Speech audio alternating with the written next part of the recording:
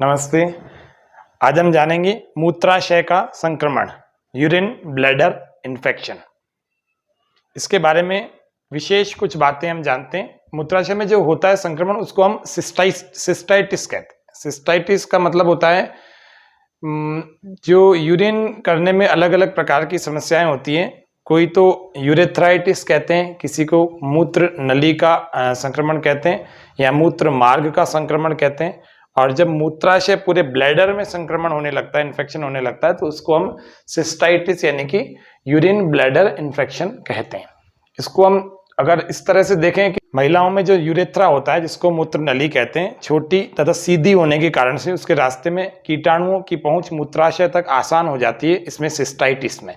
और उस वजह से उसमें कुछ कीटाणुओं का जमाव हो जाता है या मूत्र मार्ग में इसको जमने लगते हैं, मूत्राशय में जमने लगते हैं। तो इनमें तेजी से वृद्धि होती है जो मूत्राशय में संक्रमण का कारण बनती है। मूत्राशय में संक्रमण के कारण के बहुत सारे होते हैं। कई बार ऐसा भी होता है कि मूत्र के मार्ग को अथवा मूत्राशय के स्थान आसपास के प्रदेश को, जघन प्रदेश को व्यक्ति ठीक प्रकार से उसकी जल से शुद्धि नहीं करता। इस वजह से भी मूत्राशय का संक्रमण हो जाता है। और भी कई सारे कारणों पर आइए हम विचार करते हैं।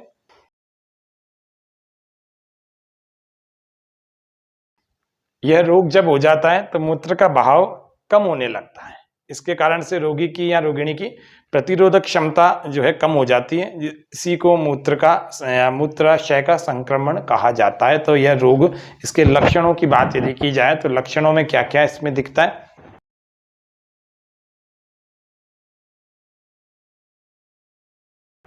लक्षणों की यदि बात की जाए तो बार बार पेशाब करने की इच्छा होना, यूरिन के लिए बार बार हाजत लगना, उसको पहला लक्षण। दूसरा, पेशाब करते समय दर्द का अनुभव होना। तीसरा, श्रोणि प्रदेश यानी पेल्विक रीजन में दर्द होना। और चौथा, पेशाब में जलन होना, अम्लता बढ़ जाना, यानी एसिडिक लेवल जब बढ़ेगा, एसिड बढ़ेगा तो निश्चित रूप से जलन भी होगी। और पेशाब का कम हो जाना, पहले अधिक होता था अब कम हो रहा है, या बार बार जाने की इच्छा हो रही है। बार बार ऐसा लगता है कि मूत्राशय में पेशाब भरा हुआ है, बस जाएंगे तो बहुत सारा बाहर निकलेगा, लेकिन ऐसा नहीं होता। हर बार धीरे धीरे थोड़ा थोड़ा त्याग होता है। प्रायः यह रोग महिलाओं को ज्यादा होते हुए देखा गया है।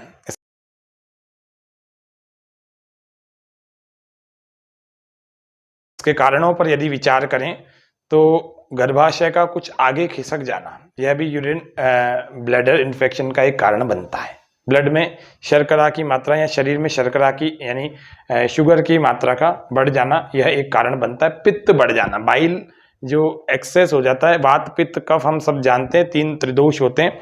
तो इन दोषों में पित्त का जब शरीर में बढ़ जाता है तब भी यह समस्या आने की संभावना बनी रहती है और बन जाती है। गर्भाशय के मुख का यदि संक्रमण हो जाता है तो निश्चित रूप से यह समस्या देखी जाती है। पानी जो व्यक्ति कम सेवन करता है, जो महिलाएं पानी प्रायः कम सेवन करती है, घर के काम में इतना अधिक व्यस्त हो जाती है, इतना उलझ जाती हैं, तो पानी को पीने की आदत को टालते रहते हैं।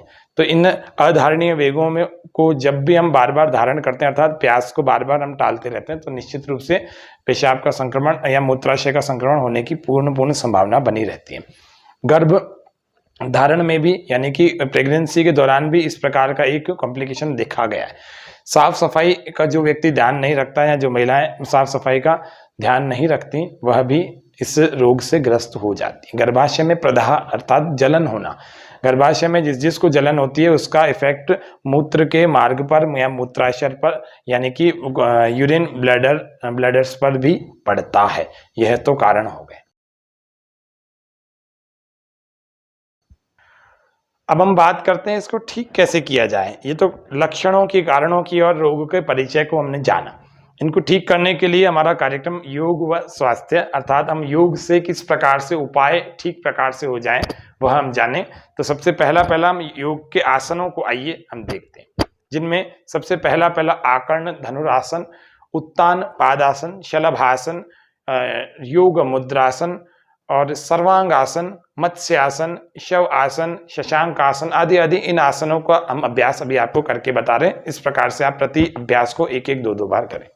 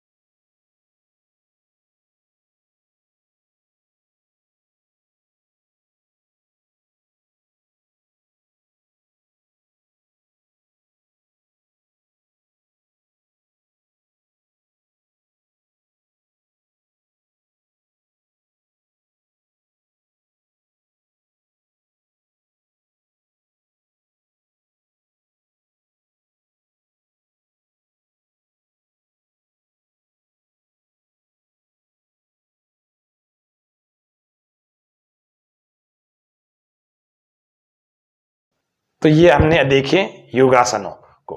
अब इन योगासनों को अपनी क्षमता के अनुसार एक एक बार, दो दो बार, तीन तीन बार तक कर सकते हैं।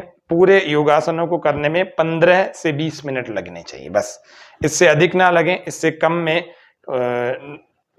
करने का प्रयास न करें, क्योंकि एक एक दो दो बार भी हम करेंगे इन 4 5 6 आसनों को तो 15 मिनट लग जाएंगे, और 3-4 मिनट शव आसन करके हम थोड़ा रिलैक्स हो जाएंगे, शरीर की स्थिति को सामान्य कर लेंगे। अब यदि इसकी बात की जाए कि इसमें प्राणायाम को या प्राण की क्रियाएं कौन कौन सी करें, तो कपालभाति का नियमित रूप से इसका अभ्यास करें 5 मिनट से लेकर 15 मिनट तक लगातार, 1 सेकंड में एक बार।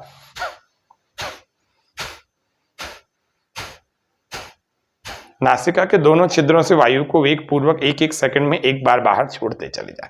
आंखें बंद और बिल्कुल धीरे धीरे आरामदायक स्थिति में करें, और इस वरुण मुद्रा को लगाकर करें।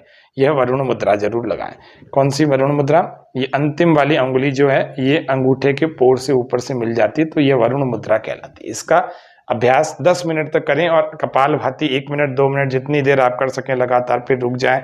इस मुद्रा को लगा रहने दें। यह यूरिन के सारे इन्फेक्शंस को दूर करेगी, ये निश्चित बात है, तय है। आप करके देखिएगा, इसका लाभ आप उठाएंगे पहले दिन से ही। और इस पॉइंट को आप दबा दीजिए, नाखून के नीचे के भागों को दबा दीजिए, इसको दबा दीजिए, इस पूरी उंगली को आप मालिश दीजिए।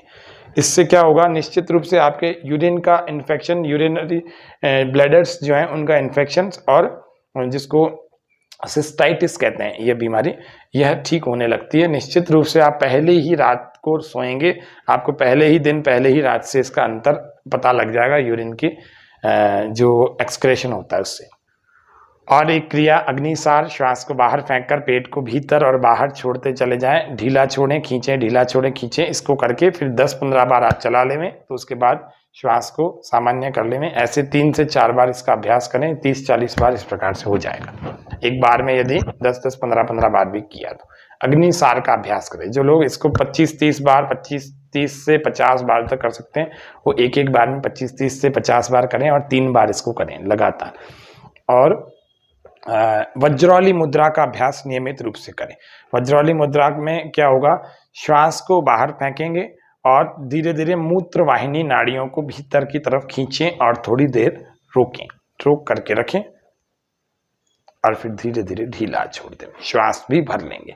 ऐसे यदि वज्रौली मुद्रा दिन में 5 से 7 बार कर लेंगे, अर्थात सुबह ही एक ही बार में आप बैठ करके 5-7 बार कर लेंगे, अथवा रात्रि को सोने से पहले करें, अथवा दोपहर में, अथवा शाम को। इसका भोजन करने से कोई लेना देना नहीं, भोजन के 15-20 मिनट बाद भी इसको किया जा सकता है, कभी भी किया जा सकता है। आइए जानते हैं इस रोग को ठीक करने के लिए भोजन किस प्रकार का अनुकूल होता है। कौन सा भोजन यौगिक आहार में अथवा यौगिक इस सॉल्यूशन में, सिस्टाइटिस के यौगिक सॉल्यूशन में कौन सा भोजन लेना चाहिए। तो मीठा, खट्टा, तला हुआ, तेज मिर्च मसाले और डिब्बा बंद जो खाद्य पदार्थ अथवा जिसको हम कहते हैं पैक्ड एंड प्रोसेस्ड फूड, और मैदे से जुड़े हुए, मैदे से बने हुए पदार्थ और बेकरी प्रोडक्ट्स, इनको हम ना लें। ये तो रोग ठीक करने में मदद करेगी। यदि हम इनको लेते रहेंगे तो रोग ठीक होने की बजाय बढ़ता चला जाएगा। और सबसे उत्तम इसमें यदि कोई आहार है तो वह अपक्वाहार में, जो कि पका हुआ आहार नहीं है, अंकुरित अन्न। अंकुरित अन्न आप जानते हैं, स्प्राउट्स जब रात को रख दिए जाते हैं भिगो करके, और या फिर कपड़े में बांध लिए जाते हैं, तो जिनके छोटे छोटे अंकुर निकल आते हैं, लंबी लंबी पूंछ, चाहे वो मूंग हो, चाहे मोठ हो, चाहे चने हो, चाहे फली के चंवले हो। अंकुरित तो प्रत्येक पदार्थ होता है, गेहूं से लेकर प्रत्येक दालों तक, लेकिन हम अंकुरित में एक तो मूंग ले सकते हैं, एक मोठ ले सकते हैं। इन दोनों को लेकर के अपनी शक्ति को बढ़ाएं और सिस्टाइटिस से मुक्ति पाएं। दूसरा, हरी सब्जियां और सुपाच्य भोजन जरूर लेवें, नारियल पानी लेवें। और उसके अलावा हम एक विशेष इसमें बात कर सकते हैं कि हम सुपाच्य भोजन अर्थात घर के भोजन को और पके हुए आहार को कम लेकर के कच्चे आहार को अधिक लेवें, और पके हुए जल का सेवन करें जब भी पानी पिएं, ये अथवा भोजन बनाएं तो भी उसमें उबले हुए पानी जो उबाल करके सुबह रखा हुआ उसी जल से आपको भोजन बनाना चाहिए। इस तरह से उबली हुई सब्जियों को भी आप अपने आहार का हिस्सा बना सकते हैं, उससे आप जल्दी उभर के आएंगे इस समस्या से। गरिष्ठ और बाहर का भोजन अर्थात बहुत जो भारी भोजन है, बहुत पचने में बहुत समस्या करता है, बहुत देर में जो पचता है, उसको गरिष्ठ भोजन कहते हैं, भारी आहार। और उसके अलावा बाहर के जंक फूड, फास्ट फूड और होटल में बने हुए आहार से बचने का प्रयास करें। कभी कुछ बात है, महीने 2 महीने 5 महीने में कभी 1 बार 2 बार खा लिया, अलग बात है, बाकी इन आहारों से बचने का प्रयास करें जब भी किसी रोग से आप मुक्ति पाना चाहें तो। हाँ, नारियल पानी का प्रतिदिन आपको नियमित रूप से 1 नारियल पानी से 3 नारियल पानी प्रतिदिन आप पी सकते हैं और पीने चाहिए। यदि आप अफोर्ड कर पाते हैं नारियल पानी तो आप नारियल पानी को अवश्य पिएं।